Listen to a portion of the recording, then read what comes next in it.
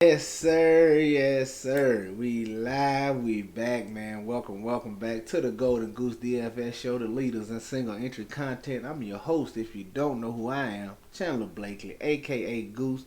Thank y'all for being here, man. Listen, this is DFS. This is Golden Goose DFS. I'm sorry. Well, we specialize in single entry 3 max and 20 max contests. So if those are the type of contests you like to operate in, you found the right spot. But like I always tell you, it doesn't matter if you do 150, if you're a cash game player head to head. This is the spot you want to be, man. You come to the right place. So go on and hit that subscribe button. Stick around for a little bit.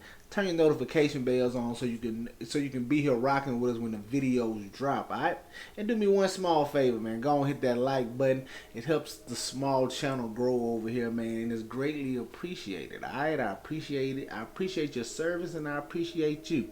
Let's get to it, man. Third and goal series. You know we talking tight ends on this Friday. I got three of them queued up that's going to be in my player pool. Some guys I'm looking at. Hopefully you can get them at a little lower ownership, maybe some leverage plays if you're going with chalkier bills in your single interest in 3 max, that sort of thing. So let's talk about it, man. Tight end, obviously the pay up options are in play. Kelsey, Hawkinson, Andrews. Out of the pay up options, I think Mark Andrews is probably going to be the lower own, just because Kelsey is Kelsey and everybody is going to be in that Chargers Viking game. Like I've told you on my other videos, man. Fading that game is playing with fire. Now, you definitely probably want to have some pieces of, but just make sure you try to get different and a little unique in your lineup construction. But definitely like the pay up options. Definitely gonna like some Mark Andrews. If you saw my QB video, you know I'm rocking with Lamar Jackson for one of my stacks this week. But outside of the top three names, man, the guys I got queued up for you, and guys I got interest in, I want to look at David Njoku here at the tight end spot. And this whole Cleveland passing game. They're in a great spot here against the Tennessee Titans, who give it up through the air. They're tough on the run, and you add in the fact that the Cleveland Browns just lost their best offensive weapon and star running back Nick Chubb. Now Jerome Ford was serviceable. He was nice in his fill-in last week, but you're going against the Tennessee Titans here, like I said, who just absolutely like running into a brick wall. So it's going to be interesting to see how that works out. Now, I think that can lend itself to more passing here for this Cleveland Browns offense. And if Deshaun Watson got any juice left in his game, man, this is the perfect spot to show it. So I definitely have some interest in this stack in my 20 max contest. I like David Njoku here, 4,200s. Them having to pass more, me anticipating them passing more for the inability to run the ball, and maybe I don't say not being able to run the ball, but maybe it's not as efficient as it was with Nick Chubb, and that's just due to the backup, let alone the Tennessee's run defense. So I think they have to pass a little more here, and that just should lend itself to more opportunities to David Njoku. And also with Jerome Ford being a smaller back, maybe when they get down to these goal line situations inside the 10, they can't just pound it in with him like they did with Nick Chubb. So maybe they have to pass and get a little more, do a little more misdirection down here in the red zone due to the difference in size and I guess physicality of the two running backs. So hopefully that leads to Njoku getting them red zone targets. You know when teams like to misdirect on the goal line, you can get the tight ends on the out, so them curls and hitches right there in the middle of the end zone real quick. So hopefully David Njoku gets a few of those opportunities. I like him at 4,200 in this spot. All right. Next up, we just gonna go right down the list, man. Sam Laporta, 4K.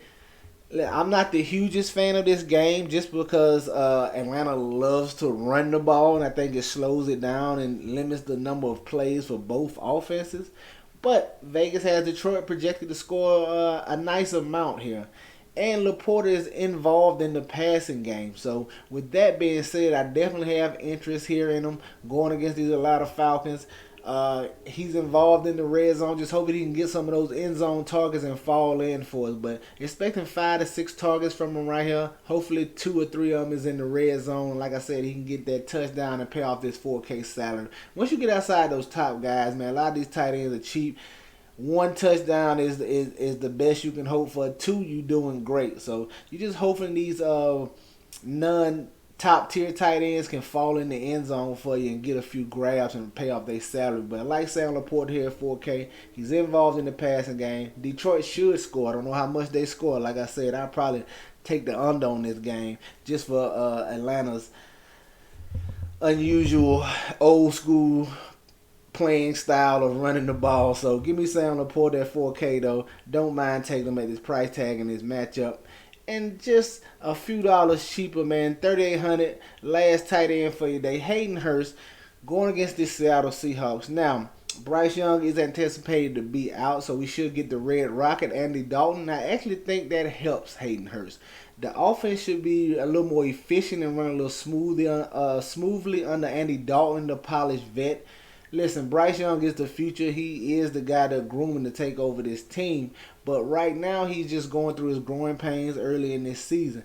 And Andy Dalton brings you that stable hand of a guy who's been there before, who's led a team, who's done it before. So I think the offense is a little more efficient. Also, they probably should have to pass a little more. They're expected to be playing from behind against these Seattle Seahawks. So all that is just a recipe for success, hopefully for Hayden Hurst in this passing game of the Carolina Panthers. But he is involved. I think Andy Dalton definitely checked down to him in some spots. And maybe Andy Dalton was a decent deep ball thrower, so maybe it raises everybody's A-dot a little bit. Maybe they run a little deeper routes with Andy Dalton in there. So I like Hayden Hurst right here at 3,800. Just need him to get them red zone goal line targets and fall into the end zone for us with about 4 catches for about 40 yards. That'll be definitely nice here at 3,800. So I like getting the Hayden Hurst. All right. It's going to do it for us here today, man. Listen, if you want access to my complete player pool, my live stream before lock, one-on-one consultation, helping you with your lineups and builds, the Patreon link is down below. That's going to do it for us here today, man. Y'all know the motto. Chances make champions. Y'all green up. I'll catch y'all next time, all right? Let's get it.